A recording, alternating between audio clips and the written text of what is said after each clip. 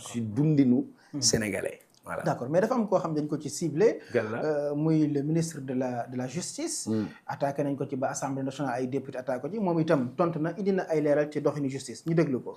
te ma nekk koo xamee ni kii daanaka sama adduna yëpp si justice laa ko def parce que maa ngi nekk actuellement bi may dugg à l'école de magistrature il y a maintenant 38 ans et li ma jàpp moom mooy atte yoon dëppoowul ak gaaw wala bar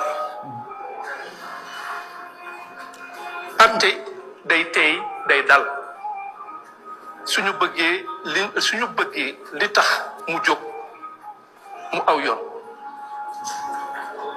je ne comprends pas du tout en toute objectivité ces observations pour ne pas dire ces critiques c'est comme si finalement ce qui évidemment semble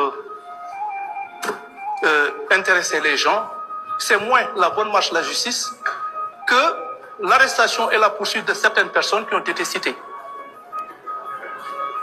maanaam li yitteel nit ñi dafa mel ni daal du atte bu aw yoon ndax soo bëggee atte bu aw yoon da nga koy jaarale yoon dafa am ay fànn ak ay charte yoo xamee ni waroo ko wàcc te it soo demee ba nga xamee ni nit ñi daf leen yitteel lool maanaam askan bi atte bi daf leen yitteel lool nga bëgg a gaawtu ba yàqule ndax lii wolof di wax yàkkamti ak gaawtu suñu juree doom rëccu am ca yoon. d'accord mi ngi noonu yaa ngi koy dégg gannaaw attaques yi ñu bëgg ñu baral dossier judiciaire yi alors ñu bëri jàpp ni itam tey jii liggéeyam dafa des te gis nga itam li ko dal ci ministère am fan yi yëpp greffier yi ñu ngi grève am na dossiers yu bëri yoo xam ne dañ leen mettre en stand by ba tey jii sax xam naa lundi dinañu commencé waat grève bi ba mercredi alors jàpp nga ni Ousmane Diagne dafa war a tëb. mais non xam nga nag Sénégal ñu nekk si ay clameur publique moi je veux pas m'inscrire dans la clameur publique moi j'essaie de m'inscrire par rapport ak man li ma gis par rapport ak man li ma jàpp déglu naa kàddu yi te yaa tax ma déglu ko et je crois que bu ñu tënkee kàddu yi man xaw ma ko il m'intéresse même pas d'accord benn jour j'ai été frappé par la une du journal populaire où il dit je n'ai pas été un procureur d'un parti ou du président mais plutôt un procureur de la République. Oui. Il y a des valeurs fondamentales c'est-à-dire la République est au-dessus de tous parce que dafa am une grande sacralité beneen bi ci waxam da nga ko dégg mu ne la atte attribut wu yàlla suñu borom la bu fekkee da ngay gëstu tuuti ci alxuraan da nga gis diggante yonent yàlla Daawuda ak yonent yàlla Suleymaan yàlla cëram bu mu amee la bu mu jox doomu aadama yi kon dafa nekk loo xam ne lu sacré la lu noble la beneen bi il faut pas que ñu jaawale revanche ak justice parce que bu dee da ngay taxawaayu revanche mën nga dem ba commettre injustice à réparer à une injustice justice nag rythme bi mën na yéex dans la perception dama jàpp ne ci ay mbir yoo xam ne lu yitteel ñëpp la njuumte mënut a ñàkk mais war nañ fexe ba marge d'erreur bañ a am on peut jeter une personne à la vindicte populaire alors que loolu nekku ci du dëgg beneen bi dafa am yu fi jàlloon bu finalement même bu fekkoon dañoo jàppoon ne nit ki sax def na ñu am sax ay preuve ni def na am na nu ñuy defee defin bi mën na ko rëccal on voit souvent ay vices de procédure téye nañ fi nit nga am ay preuve yu ko daan ak yëpp mais bu mu demee moom moo am dëgg parce que tout simplement ci patamee bi ci gaawtu gi mbir mi am na lu mu sooxe ci jëfin bi muy benn mais beneen bi je crois que quelqu'un qui a une expérience de 38 ans tey mën nañ utiliser expérience boobu pour def ko maintenant qu'est-ce qu'on peut lui reprocher et qu'est-ce qu'on lui reproche? Il est le ministre de la Justice. Il s'occupe de l'administration de la justice. Oui. Président de la République moo jiite conseil suprême de la magistrature. Oui. beneen bi y a un système judiciaire qui est là. Qui pose problème. Oui. Ce système est composé de mécanismes et d'hommes.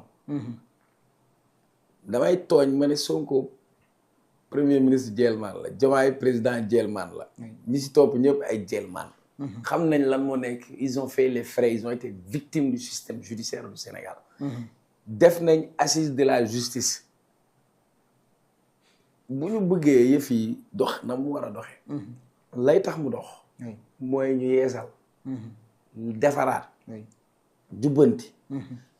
proposé nañ yooyu ci réforme yi ñu war a def réforme pour ñu def ko am nañ assemblée. li mu député bu ko mën. il faut ñu def réforme yooyu pour mën a jël justice teg ko ci raay bi. pour man foofu la débat bi posé wu. beneen bi c'est lui faire aussi un mauvais procès. parce que quand tu as entendu le pôle judiciaire et financier bi ñu génne wax ils ont fait un bilan pareil de 3 mois. arrêté 162 personnes. recouvrir autant de milliards. recouvrir ay biens.